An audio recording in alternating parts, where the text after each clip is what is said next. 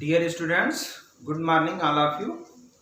आज हम लोगों का क्लास 12th का लेक्चर नंबर 4 है, एप्लीकेशन ऑफ डेरिवेटिव्स। देखिए बेटा, पिछले वीडियो में हम एनसीईआरटी के एक्सरसाइज 6.1 के क्वेश्चन नंबर 10 तक के क्वेश्चनों पर डिस्कस किए थे। तो आज इस वीडियो में हम क्वेश्चन नंबर 11, 12, 13 एंड 14 को देखने वाले हैं। तो आइए फर्स्टली क्वेश्चन नंबर 11 पर विचार किया जाए। तो क्वेश्चन नंबर 11 देखिए हमारे सामने कर है, ए particle moves along the curve.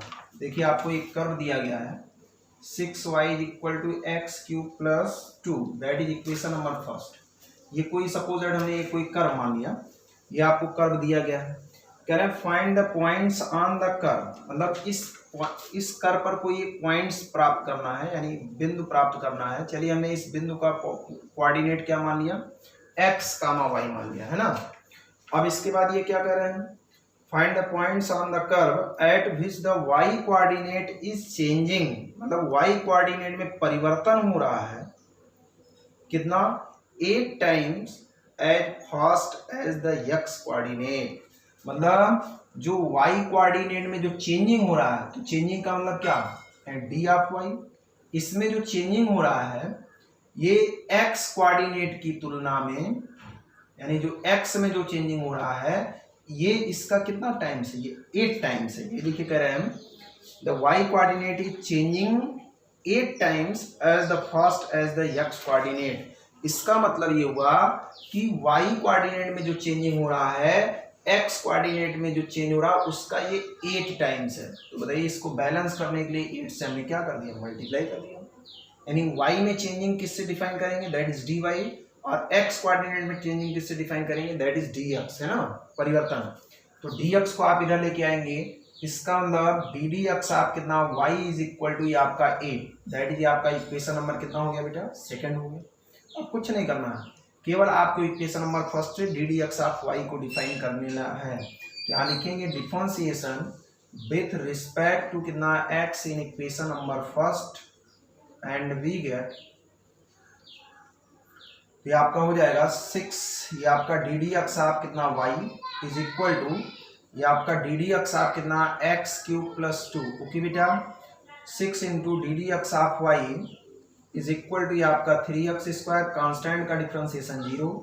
तो ddx ऑफ y की वैल्यू आपको मिल गई कितना, 3x² / 6, यानी आपका 2 हो गया, विच इम्प्लाइज दैट dy/dx की वैल्यू आपको मिल गई x² / 2। और देखिए ddx ऑफ y की वैल्यू आप इक्वेशन नंबर सेकंड में डिफाइन कर चुके हो, यही वैल्यू हम यहाँ रख देंगे।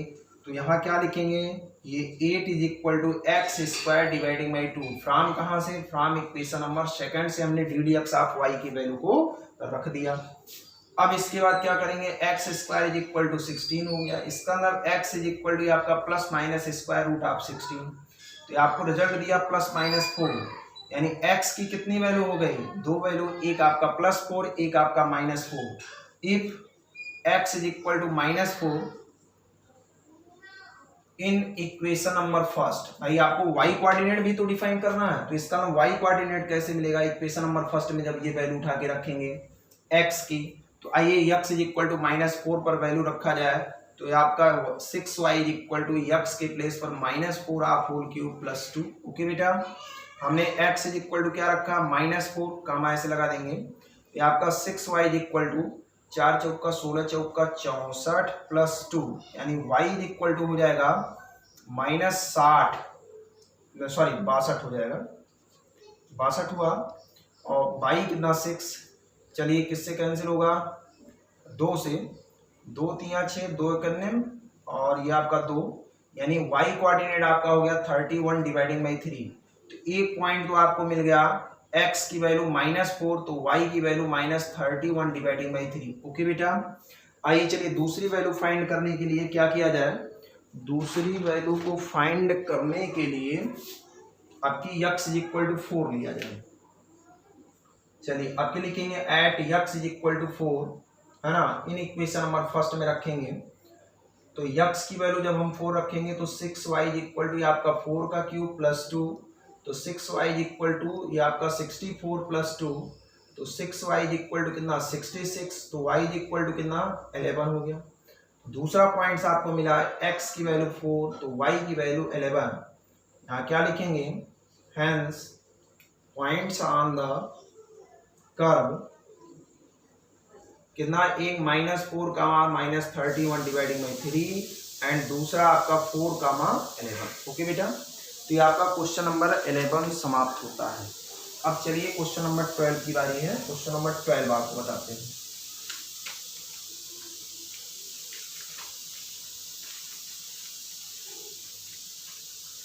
चलिए क्वेश्चन नंबर 12 आपके सामने है। ये कह रहे हैं the radius of an air bubbles is increasing. अच्छा भाई, मतलब radius of air bubbles is increasing at the rate of 1/2 centimetre per second. मतलब ये कह रहे हैं एक कोई बुलबुला टाइप में है, तो एयर बबल्स है, तो जिसके रेडियस में कह रहे हैं कि 1/2 सेंटीमीटर पर सेकेंड की वृद्धि होती है। तो चलिए हमने रेडियस आप यहाँ लेट कर लिया, let the radius of air bubble is क्या माना, आर एंड इट्स वॉल्यूम भी, चलिए इसका मान ये भी है ना। फिर उसके बाद कह रहा है कि what the rate is the volume of the bubble increasing when the radius is इतना। मतलब इसमें आपको रेट ऑफ चेंज इनके वॉल्यूम में डिफाइन करना है, यानी इसके आयतन में। तो एयर बबल जो होता है वो कैसा होता है, एक स्फीयर जैसा होता है ना। तो स्फीयर का मतलब गोला, तो गोले का आयतन क्या है, सबसे पहले आपको दिया क्या है, गिवन दैट हमको दिया गया है इसके रेडियस में परिवर्तन की दर टाइम के रिस्पेक्ट में। देखिए टाइम के रिस्पेक्ट में दिया गया है। देखिए कह रहे हैं the radius of an air bubble is increasing at the rate of 1/2 centimetre per second. यानी सेंटीमीटर पर सेकेंड का मतलब क्या हुआ, यानी उसकी त्रिज्या में टाइम के रिस्पेक्ट में जो चेंजिंग है ये आपका 1/2 सेंटीमीटर पर सेकेंड है ना, सेंटीमीटर पर सेकेंड ये आपको दिया गया है।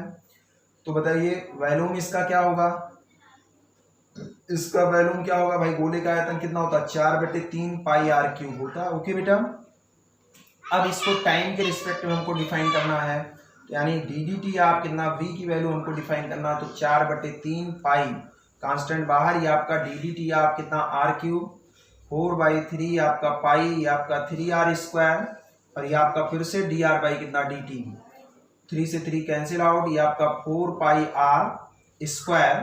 dr बाई dt की वैल्यू आपको गिवन दैट है, इसमें आप वैल्यू रख देंगे, यहाँ लिखेंगे फ्रॉम इक्वेशन नंबर फर्स्ट से। ओके बेटा, तो ये आपका 2 करने 2 दूनी कितना 4, तो dv बाई dt की वैल्यू क्या हो जाएगी, ये आपका 2 पाई r स्क्वायर।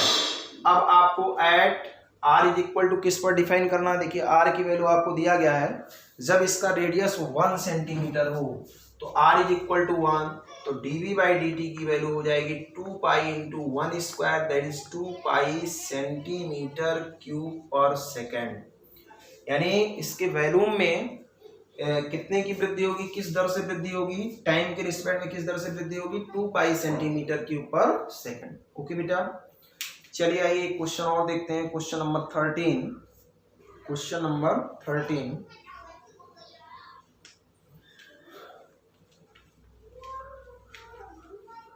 क्वेश्चन नंबर 13 देखिए आपके सामने है। ये कह रहा है a balloon which always remains spherical, है ना। मतलब एक गुब्बारा जो है वो सदैव गोलाकार है। फिर उसके बाद has a variable diameter 3/2 into 2x + 1। तो इसके डायमीटर के बारे में आपको दिया गया है कि इसका जो डायमीटर है, चलिए डायमीटर को हमने कैपिटल D डिफाइन कर लिया, ये आपका 3/2 इंटू 2x + 1 है। तो ये कह रहे हैं वेरिएबल है, तो बताइए ये किस चर पर डिपेंड है, x पर डिपेंड है, यानी x के साथ ये परिवर्तन हो रहा है। Find the rate of change of its volume with respect to x। तब ये कह रहे हैं कि जो गोलाकार जो गुब्बारा है इसके वॉल्यूम में रेट ऑफ चेंज डिफाइन कर दीजिए विथ रिस्पेक्ट टू x। तो चलिए हमने इसका वॉल्यूम v माना और बताइए गोले का आयतन क्या होता है, यानी गोले का वॉल्यूम क्या होता है स्फीयर का, 4/3 पाई आर क्यूब होता है बेटा। ये रेडियस है आपका, ये आपका डायमीटर है। तो इस रेडियस को हम डायमीटर में चलिए कन्वर्ट कर लेते हैं, यानी आर इज इक्वल टू क्या लिख सकते हो, रेडियस इज इक्वल टू कितना, डायमीटर का आधा होता है ना बेटा, तो ये आपका डायमीटर का आधा हो जाएगा।